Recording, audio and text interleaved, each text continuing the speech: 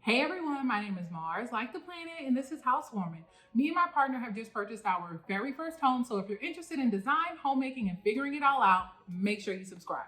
Today, I'm going to be talking about my favorite way to get free plants, propagation. So let's get into it. So first of all, what is propagation? So propagation is the process of reproducing plants from a single parent plant. Now there are a number of plant propagating techniques, including division, cutting, grafting, but today we're just going to be talking about water propagation. Now cutting is the most popular way to propagate plants because it's the lowest risk. Now what's the difference between plant propagation and plant reproduction? Now plant propagation is a form of asexual reproduction, meaning that it comes from one plant. Now while there are tons of ways to grow new plants like seed starting and things like that, plant propagation techniques help you create new plants really fast and really efficiently without having to wait for seeds to grow. So today I'm going to show you how I water propagate my plants. So let's get into it. So right here I have my Pothos plant. It is one of the easiest plants that I find to propagate. So let me go over a little bit of definitions first. So obviously we have the plant, and once we take cuttings from it, I'm going to start to call this the mother plant because we're going to essentially take babies from it. So as we can see, pothos like to vine out. So let's look at one of these vines. So I'm going to take one vine and stretch it all the way out. So we can see that we have all of these leaves on this vine. Now the way they are connected to the vine right here is by nodes. Now let me get you close in there. Now you can see that each of these little brown sections are called nodes. They are where the leaf attaches to the stem, and this is where new roots can develop if you put them in water. This is the most important part that you want to get when you are propagating plants. So this right here is a node. This is the most important thing that we want to get when we are propagating plants. This is where roots will come out. So you can see that we have our leaf right here, we have the stem, and then we have the node where it attaches to the rest of the vine. You can see that there are multiple nodes on here. You can see that there are 1, 2, 3, 4 nodes right here, and they're really easy to point out once you get the hang of knowing how to identify your plants. So one more time, this is a leaf. We all know what a leaf looks like, obviously. This is the stem, and then right here we have the node. So this is where we want to make our cutting. So I'm going to take my plant, I'm going to get a pair of scissors, and then I'm going to find a leaf that I would like to cut. Now let's go over where we are going to cut. So we can see that we have our leaf. Once again, we're going to go down to our stem, and then we're going to make a cutting right by a node. We want to make sure that we are cutting right by the node. So we can see that these two stems are really close together, but we want to make a cut by a node. So we are going to cut right here. So I'm going to take my scissors and I'm going to cut right in there. And you can see that I have made my first cut. So we have our cutting right here, and we have the most important part, which is the node where the roots are going to come out. Now I'm going to make multiple cuttings because I do want enough cuttings to fill up the pot that we are going to use. So I'm going to go one more time. I'm going to take the same vine. I'm going to go down. I'm going to find a node. And then I'm going to cut right below the node. So you can see one more time, here's the leaf, the stem, and then we have the node. So we can see that we have our leaf, our stem, and then we have our node. Now we want to make sure that, like I said, we get our node, because if you just were to take, let me show you. Now, if I just were to take a cutting and cut it like this, what is missing, class? We have our leaf, we have our stem, and what don't we have? Our node. So this will not grow roots at all. Just sticking a leaf in water is not going to grow roots at all. Nothing is going to happen. This leaf is basically going to die if I stick it into water. Now, once we have our cuttings, for the sake of this, I will have my cutting number 1. I will have my cutting number 2, and then I will make one more cutting. I will make this one a little bit longer.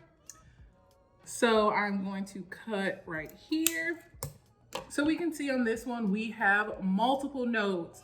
We have 3 nodes right here. So these are all places where roots can come out. So then I'm going to take a glass jar. So now that I have my cuttings, let's take a trip to the sink. So now I have my 1, 2, and 3 cuttings.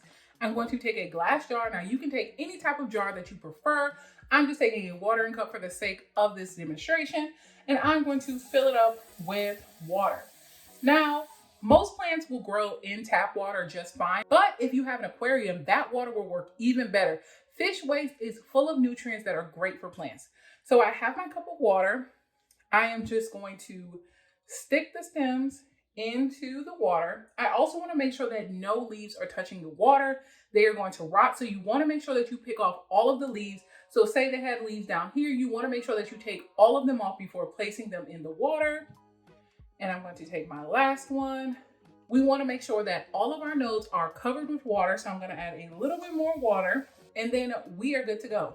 So now that we have our cuttings placed in our water, we want to make sure that our water is 68 to 70 degrees Fahrenheit. We want to make sure that it's a little bit warmer because cold water can actually stop the process of the propagation and make it take a little bit longer. Now you want to place your jar or your glass of water into a bright sunny spot. Remember that this is still a plant, so now that you've cut it off from the mother plant, it needs photosynthesis and it needs it quickly. It needs to make sure that it starts producing energy quickly so that it can start producing roots and it does not die. If you happen to place your plant in too dark of an area, it might not grow roots at all, and once again, it can fail and not propagate correctly. So all you have to do now is wait. You're going to continue to change the water out every 3 to 5 days. Remember, there's oxygen in this water and the plants need oxygen. And so you're going to starve it of oxygen if you do not continue to change out the water every 3 to 5 days. Some plants take up to 2 to 3 weeks to show signs of roots growing, and others can take up to a month, so you just have to be patient. If you do want the process to go a little bit quicker, you can use a rooting hormone. So when a plant is connected to the mother plant, it produces a hormone to keep itself alive. And so once you cut it, you are starving it and ending that hormone process. I don't really know much about science, but just hang on with me. So since it doesn't have that hormone anymore, you can buy a synthetic hormone to jumpstart the process and have it produce roots even quicker. Generally, roots will develop, but leaves probably won't develop. That's pretty rare. It will not develop until it gets into soil. So I'm going to show you some cuttings that I've had for a few weeks and up to a month, and I'm going to show you the progress that I've had, and then I'm actually going to plant one into soil for you to show you that process once your cutting has roots. So despite the high success of cuttings into water, a lot of plants do not take well to this, but I'm going to show you some that I've had success with. Obviously, pothos plants are super easy to grow in water. I also have a marble cream pothos in this wine bottle, and let's check on these roots. Ooh!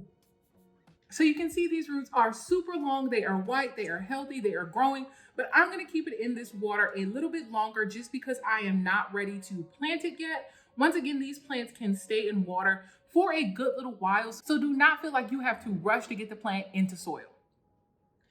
I have another marble queen pothos in this wine glass, so you can see that you can have a lot of fun with the glass that you pick to put your plants in, and I can also see the roots growing in here. This is another green pothos that I have. Once again, you can see the roots growing. I have a Monstera Adansonii. This is another great one to grow roots from. You can see how long these roots are getting right here. Another pothos cutting. I also have a silver satin pothos that I'm growing. I just put this one in the water not too long ago, so you can see how short the roots are.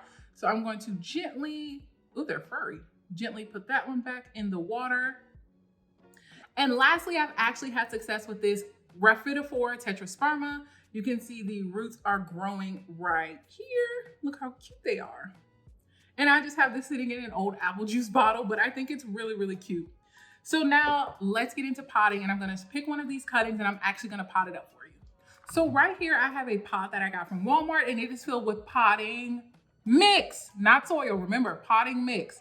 So I just have it filled up, and I'm going to take my cuttings. I've decided that I'm actually going to take all of my pothos cuttings. So I'm going to just gently take them out of the water. We can see how long these roots are. I'm going to lay this one down. I'm going to take my next one. Look how long those are. Nice and healthy and beautiful. Now I have my two cuttings. You can definitely trim these roots if they are a little bit too long because the plant does not need all of these roots right here. I'm actually going to take the back of a knife right here to make holes, but you can use whatever you want. You can honestly just use your finger. So I'm going to stick the knife directly into the soil, and I'm going to make 2 holes. And I'm going probably about 2 to 3 inches deep. Then I'm going to take my cutting. I'm actually going to cut these off a little bit. I know it hurts, but they don't need all of these roots. I'm going to gently tuck the roots into the soil. If you need a little bit more room, I'm just taking my finger and pushing the soil towards the sides, creating a nice little well. And then I'm going to push the cutting all the way in the soil. And then once it's in, I'm just going to put the soil and move this leaf out the way. Once it's all in, I'm going to pack the soil around the cutting, pushing firmly down so it stands up, and ta-da! You have your first cutting planted. So then I'm going to take this next one and I'm going to rinse and repeat. I'm going to cut some of the roots off because once again, they don't need all of these. You can see that this root right here is growing out a little bit higher than I really needed because I do want to keep this leaf. So I'm just going to cut it off. I'm going to, once again, make a nice little hole, and then I'm going to just shimmy it on in, being careful. The roots are very, very fragile. It's not deep enough. I'm actually going to cut this stem off because it's a little bit too long. See this? And then I'm just going to shimmy it on in. Sometimes you may have to twist the roots a little bit, but that is okay. And then I am going to pack the soil around this cutting. Look at that. Ta-da! So now what do you do? So first I'm going to actually wash my hands and we're gonna go back over to the sink. So now that you are a proud owner of a new plant, congratulations. I'm going to water this plant in. Now, the reason I am doing that is to first get rid of any air pockets that are in the soil, but also you have just taken this plant out of an aquatic environment and put it into a soil environment. It is going to go into shock if you do not continue to keep the soil moist. Once again, it is used to having water around its roots constantly. So putting it in soil, it might freak out a little bit, but continue to water it almost daily. You want to keep an eye on it, make sure it's healthy. Now, once again, this is the stage where things can also go wrong. You might have a plant with beautiful, nice long roots, but if you put it in soil and forget about it, it's not going to continue to grow. It's going to go into shock, and then you're going to have a dead plant and you're going to have to start over. Now, once again, that's okay because once again, this is a super easy process. So you can just take more cuttings and try again. Okay, so the lighting is a little crazy right now. The sun is about to go down, so just ignore that.